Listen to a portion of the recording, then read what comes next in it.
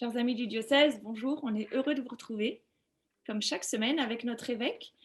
Alors cette semaine, notre évêque a choisi de faire appel à des personnes de l'enseignement catholique à qui on va donner la parole, parce que dans les établissements de la Sarthe, de l'enseignement catholique, est retransmise et diffusée cette semaine la charte de l'enseignement catholique. Bonjour monseigneur. Bonjour. Vous avez promulgué le 14 avril dernier à la chapelle de la Maison Saint-Julien la charte de l'enseignement catholique sur l'écologie intégrale. Alors cette charte, elle s'appelle Ensemble, agissons pour la sauvegarde de notre maison commune. Pourquoi, monseigneur, vous avez décidé de promulguer cette charte? Tout d'abord, c'est une initiative de l'enseignement catholique, mais qui m'a paru d'une justesse tout à fait profonde et essentielle. C'est comment une volonté d'abord de répondre à l'appel du pape François dans sa lettre Laudato Si, qui remet la question de l'écologie et j'en dirais un mot, de l'écologie intégrale comme un des lieux majeurs pour l'humanité. Il m'a semblé que c'était non seulement une bonne idée, mais qu'il y avait là quelque chose de central. Quelle est la vocation de l'enseignement catholique? C'est de participer à l'éducation, à la structuration des personnes. C'est de permettre une juste maturation des personnes. Et donc, dans cette charte, donc c'est comment dire, une proposition qui doit traverser tous nos établissements scolaires pour les années qui viennent. Et c'est la volonté de mettre non pas la nature au centre, ça c'est une erreur, mais l'homme, la personne humaine. Et mettre la personne humaine au centre des choses, de l'attention, c'est la situer dans la création. Donc ça suppose d'accueillir la création comme un don, non pas comme une propriété. Elle nous est confiée pour que nous non seulement nous l'ordonnions, mais surtout que nous en prenions soin pour qu'elle porte l'humanité. Voilà. Mais c'est aussi mettre le créateur, puisque quand on parle de création, c'est la différence avec le mot nature. Nature, voilà, c'est un donné brut, très bien. Création, ça veut dire qu'il y a une intention derrière, une intention d'amour. Il y a un sens aux choses, il y a un sens à la beauté de la création, à ce qui nous est confié, et c'est mettre l'homme à sa place, c'est mettre Dieu à sa place, et c'est mettre la création à sa place. Donc c'est un tout. Et donc l'enseignement catholique se propose de dire, nous voulons mettre au cœur de notre projet pédagogique, mais aussi de notre mission vis-à-vis des jeunes qui nous sont confiés, cette juste appréhension des choses. Et c'est un mot qui revient souvent chez le pape, tout est lié, c'est-à-dire qu'il y a un lien étroit entre le respect dû à la nature, aux oiseaux du ciel, aux plantes de la terre, à la terre elle-même, mais aussi aux personnes humaines. Je me réjouis de cela et je pense que là, il y a quelque chose d'essentiel. Merci monseigneur. Bonjour Eric, merci d'être avec nous. Vous êtes le directeur de l'enseignement catholique de la Sarthe. Vous êtes à l'origine avec une équipe de ce projet. Est-ce que vous pouvez nous raconter la genèse? Comment c'est né concrètement ce Oui, projet? alors, pour revenir un petit peu sur cette genèse, moi quand je suis arrivé en septembre 2018, appelé par Monseigneur Le Sceau, on sait quand on arrive dans une grande maison, et une belle maison comme l'enseignement catholique, d'ailleurs on prend l'expression de la maison commune, l'enseignement catholique est considéré comme une maison commune. Il y a tellement d'acteurs, d'hommes et de femmes qui se mettent au service des jeunes, des enfants, des jeunes et des familles, donc c'est une belle maison. Et quand on arrive voilà, dans une maison commune, on se met à l'écoute, on est attentif aux unes et aux autres, et puis on réinterroge, on fait une relecture du projet.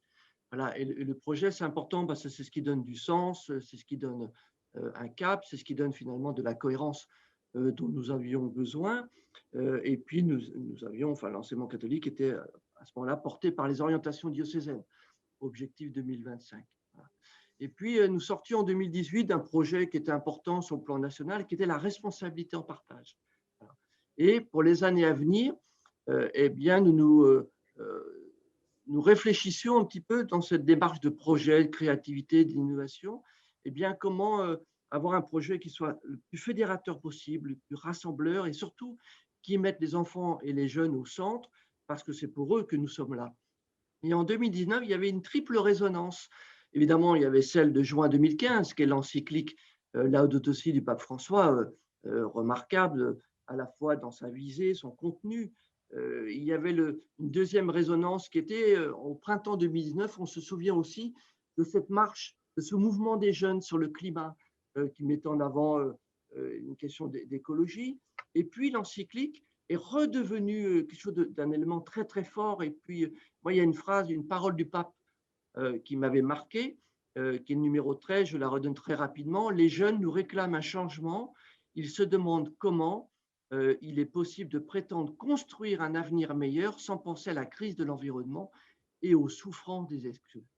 Voilà. Et je trouvais que cette belle parole venait bien dans la genèse de ce projet et donc est engagée une réflexion sur l'écologie intégrale au sens où l'évoque le pape François, pas simplement prendre soin de la nature, mais surtout de prendre soin les uns des autres en tant que créature voilà, d'un Dieu aimant et de tout ce que cela implique. Donc c'est comment partir de l'existant, comment se nourrir de toutes ces pépites d'établissement, d'avoir ces regards croisés de tous ces acteurs. Et du coup, très naturellement, ça a mis l'enseignement catholique dans une démarche de dynamisme, en fait, pour que, au final, on puisse formaliser tout ce temps de travail, de réflexion, d'échange, de regards croisés par la rédaction d'une charte qui, et de ce fait, devient ou est devenue, puisqu'elle était promulguée, le projet de l'enseignement catholique pour les 10 ans à venir.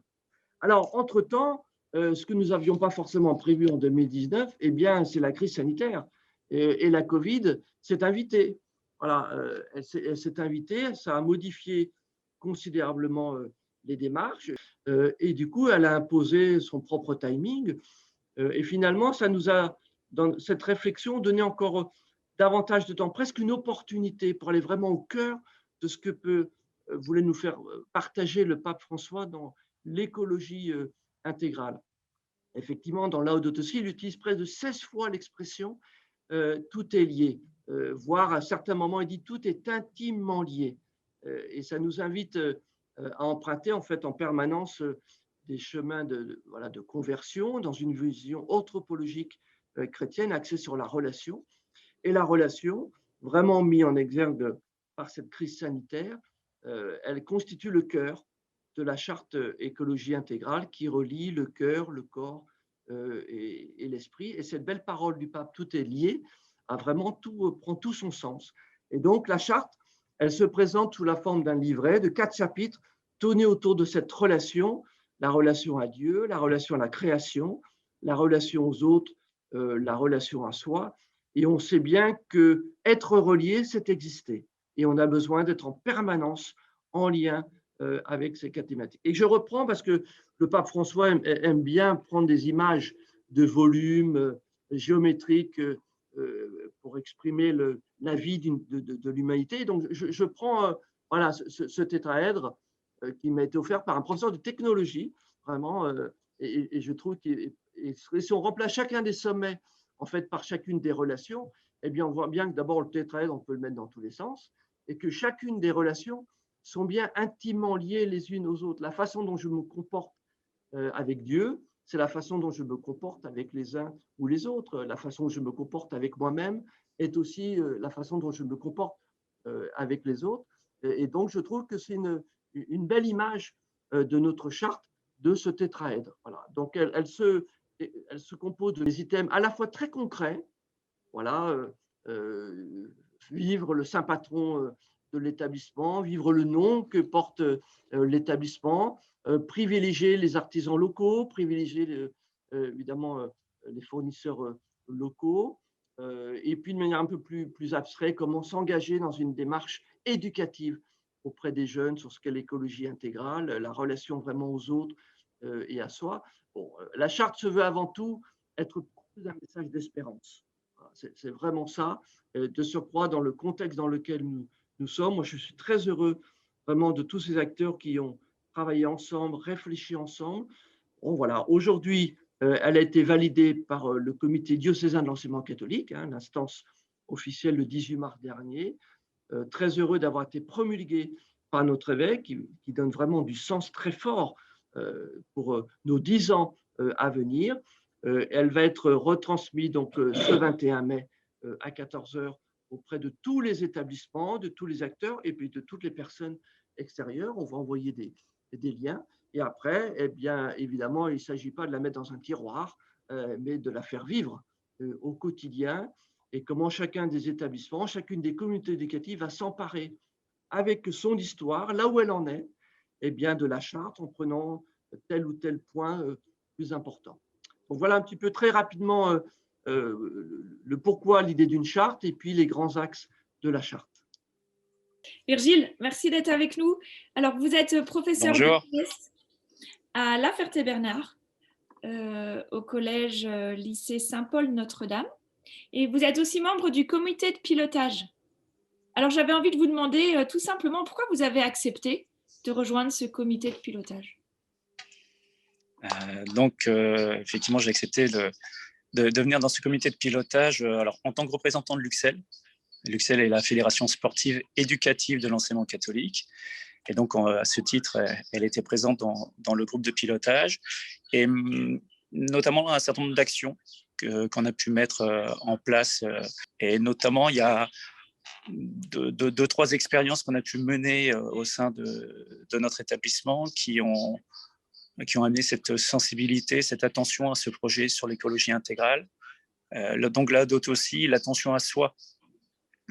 Évidemment, le prof de PS, il travaille sur le corps et l'attention à son propre corps. C'est important d'être bien avec soi-même. Donc, il y a par exemple des tests de forme qui ont été élaborés, qui sont en train d'être mis en œuvre sur le terrain, dans les classes, avec les primaires, avec les sixièmes, et déclinés sur le plan national. Aussi des actions en lien avec le handicap, le rapport aux autres, un des deuxièmes thèmes de l'écologie intégrale. Et il se trouve que là, j'ai eu la chance extraordinaire de vivre les Jeux paralympiques avec 2 élèves de l'établissement. Et donc, ça ouvre les regards. La place de chacun, notre mission en tant qu'enseignant est d'accompagner nos élèves, de les faire grandir. Ma discipline n'est qu'au service de la construction de la personne, comme toutes les disciplines. Et donc, le travail sur les différences, c'est très important. Donc, cette expérience de Rio nous a amené, par exemple, en revenant, à se dire qu'est-ce qu'on pouvait proposer aux jeunes, concrètement, pour leur permettre de comprendre ce que c'est que cette attention aux plus démunis, aux plus en difficulté. Donc, on a mis en place, par exemple, un projet fauteuil. Les élèves, le matin, arrivent à 8 heures, se mettent dans un fauteuil de ville, vivent toute une journée avec un camarade accompagnant jusqu'à 17h30. Et là, ils comprennent une partie de ce que vivent les personnes en situation de handicap. Sachant que là, on est sur du handicap visible. Ce qui nous intéresse après, c'est évidemment toute la réflexion autour de l'altérité et notamment la notion de handicap invisible. Donc, c'est un des éléments. Ce n'est pas simplement prof de PS, c'est un travail avec, par exemple, le professeur de philosophie de l'établissement pour sensibiliser les élèves sur la différence et sur le respect des uns et des autres. Donc, j'ai parlé du rapport à soi, le rapport aux autres, le rapport à l'environnement. Là, il se trouve que, alors, prof de PS, évidemment, particulièrement par les temps qui courent, de par la Covid, on est en extérieur, donc on vit dans un environnement autour de nous dont on doit prendre soin. On a un respect des installations sur lesquelles on va. À La Ferté-Bernard, on a un ENS, un espace naturel sensible, et auquel, quand on fait de la course d'orientation, quand on fait des sorties de randonnée où on travaille sur le corps et le physique, la santé, mais aussi on travaille dans un milieu. Donc, les élèves, on les a sensibilisés au respect de cet espace naturel sensible, à la biodiversité, à l'attention autour de soi et plus généralement après chez soi. Donc là, de manière très, très concrète, c'est ce qui a été vécu avec nos collégiens, nos lycéens.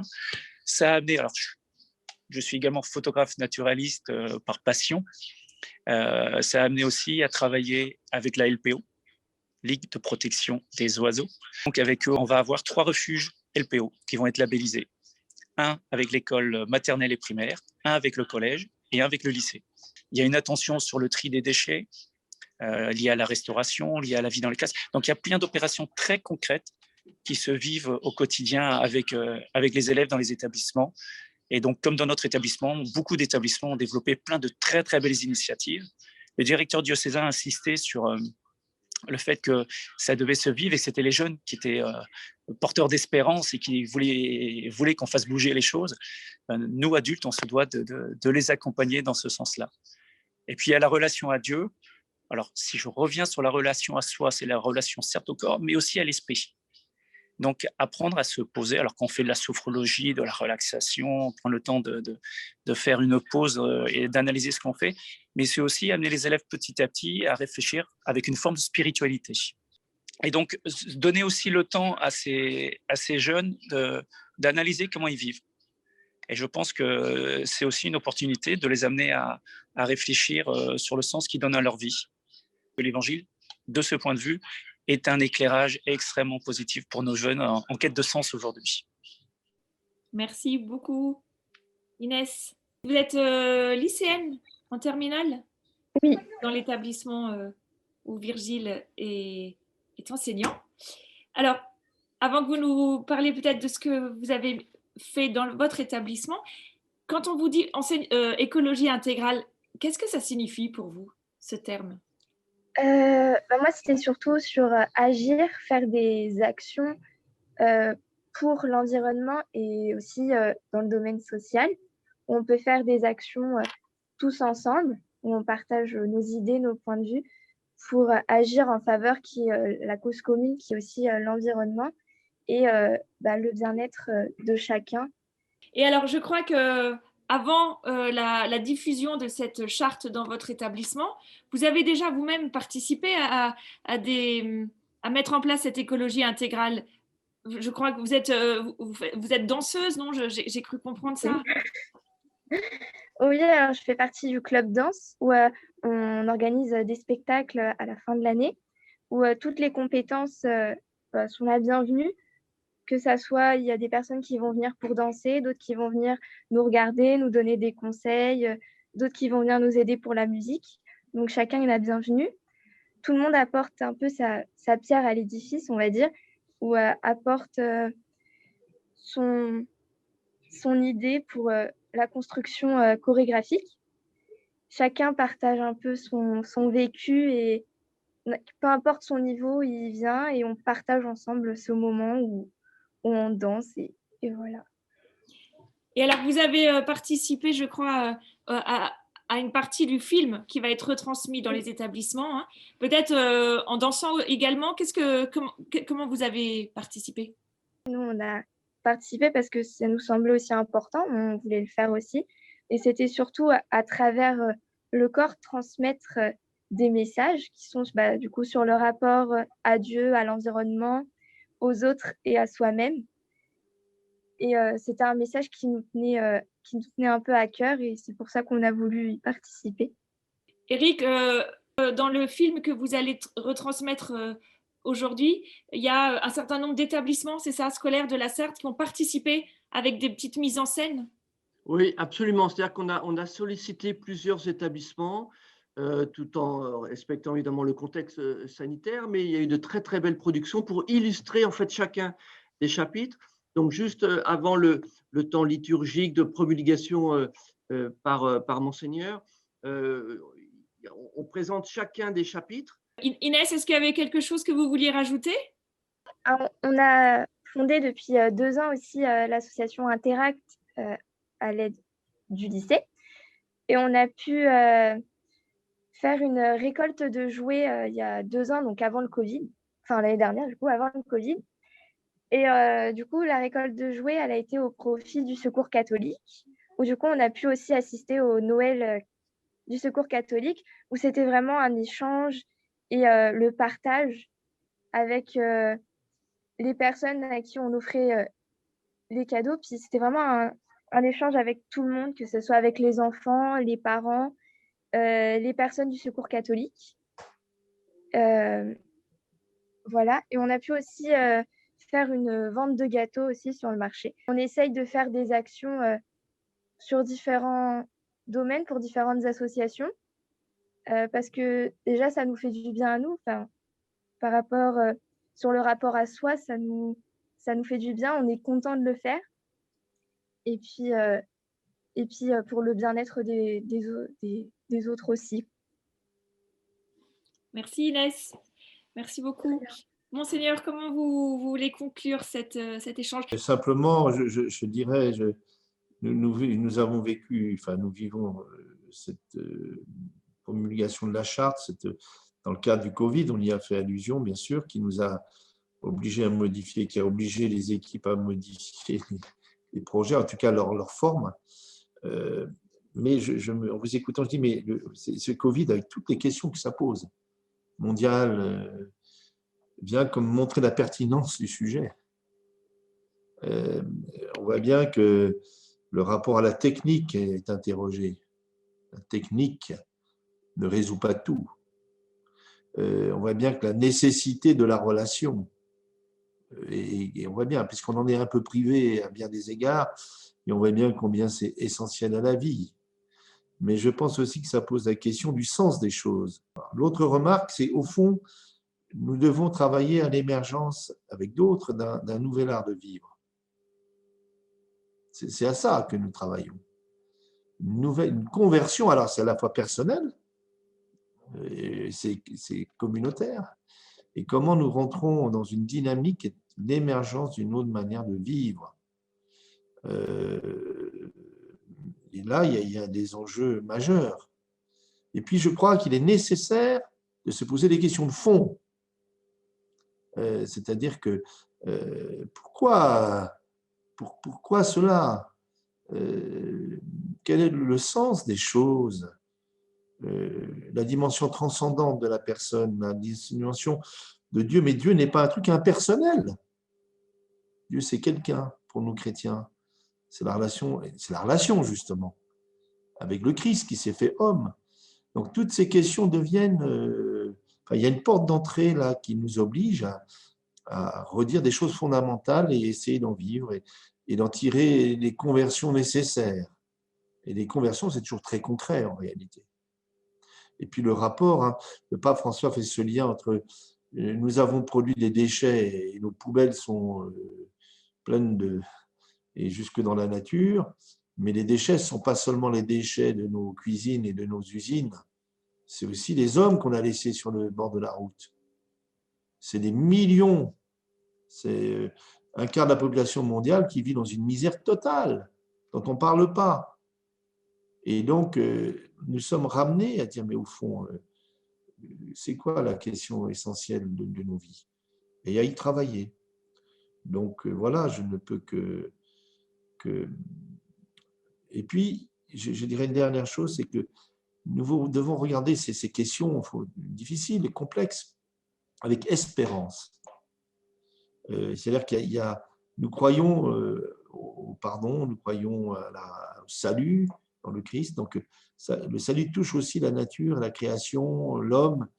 Et donc, nous devons aborder ces questions non pas en disant on a fait que des bêtises et on a tout cassé et on est mal barré. Non, il y a au cœur de cela une porte d'entrée et nous croyons qu'il y a une espérance profonde à poser sur l'humanité et sur les personnes et sur les situations. Et ça, nous devons, autrement dit, aborder cette question avec joie fondamentale. Voilà ce que je peux dire. Merci, Monseigneur. Merci Eric d'avoir pris du temps. Merci Virgile, merci Inès. Alors, on vous retrouvera certainement dans quelques semaines pour que vous nous parliez de la mise en œuvre plus concrète, en voyant un petit peu comment les établissements se sont appropriés cette charte. On sera heureux de vous retrouver. Voilà, Merci. bonne semaine à chacun. Et puis à la semaine prochaine, Monseigneur. Merci à vous. Merci, Au revoir. Cécile. Au revoir. À bientôt.